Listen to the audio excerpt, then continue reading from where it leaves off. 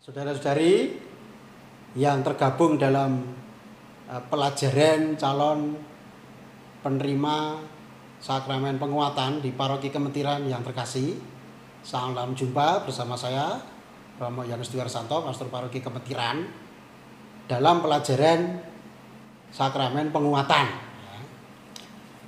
Materi yang akan saya sampaikan saat ini ada 3, sebetulnya 6, tapi 3 dulu ya.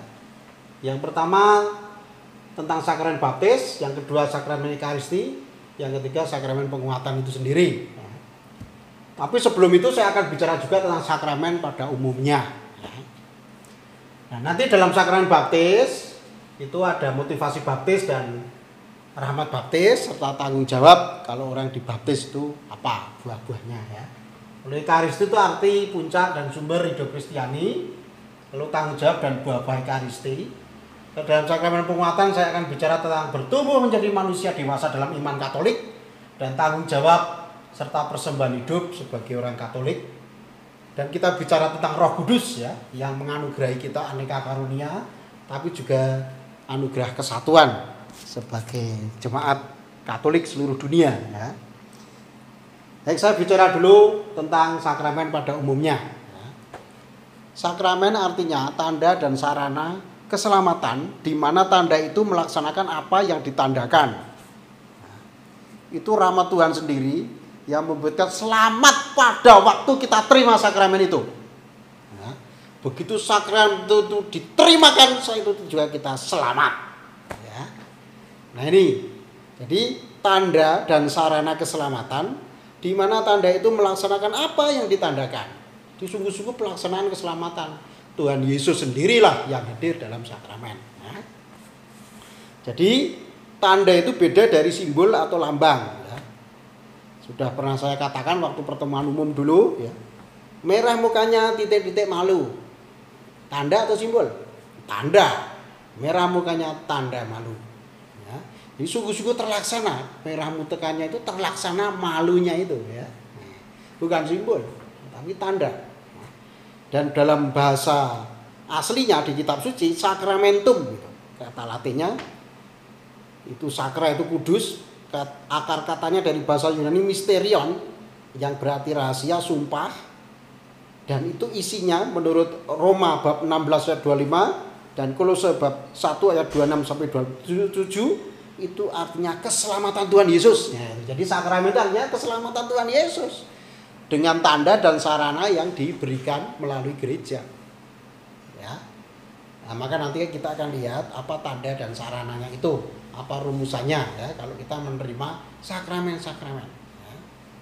Nah, kita diberi anugerah 7 sakramen. Ya. Diberi anugerah oleh Yesus melalui gereja yang Dia dirikan. Ya, supaya kita menerima sakramen-sakramen itu. Gereja sendiri menjadi sakramen yang besar ya, tubuh Kristus yang tampak di dunia, dan dia didirikan oleh Tuhan Yesus untuk membagi rahmat keselamatan, yaitu 7 sakramen itu ya. Menghadirkan Yesus sendiri dalam tanda dan sarana keselamatan, sakramen-sakramen jumlahnya 7 ya. Nah, ada sakramen-sakramen dasar atau sakramen-sakramen inisiasi. Inisiasi itu artinya memulai ya. Sakramen-sakramen permulaian atau permulaan ya. Yaitu baptis, Ekaristi dan penguatan. Itu sakramen permulaan. Dan ada 4 yang lain itu sakramen-sakramen yang menumbuhkan, yang memelihara dan mengembangkan rahmat Roh Kudus, rahmat keselamatan yang sudah diterima dalam sakramen baptis, Ekaristi, penguatan. Ya, jadi itu sakramen-sakramen yang menumbuhkan itu ada. Ya, termasuk sakramen Ekaristi itu sendiri juga termasuk selain inisiasi juga sakramen yang menumbuhkan. Nah, yaitu sakramen yang menumbuhkan, yang mengembangkan itu adalah sakramen imamat, perkawinan, tobat, dan pengurapan orang sakit. Sakramen yang hanya diterima sekali, itu sakramen apa saja? Hanya diterima sekali seumur hidup. Itu sakramen baptis, sakramen penguatan, dan sakramen imamat. Itu hanya sekali seumur hidup. Sakramen perkawinan bisa diterima lebih dari satu kali, bisa, asalkan pasangannya meninggal dunia dengan wajar ya, dipanggil Tuhan.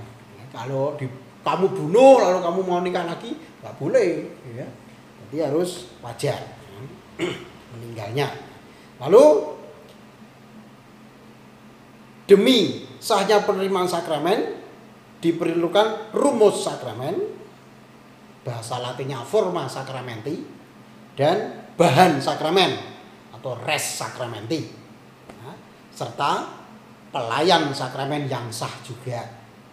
Nah, tapi juga diperlukan syaratnya niat dan persiapan, atau istilah kerennya disposisi batin, yaitu niat dan persiapan dari si penerima sakramen agar sakramen itu berdaya guna,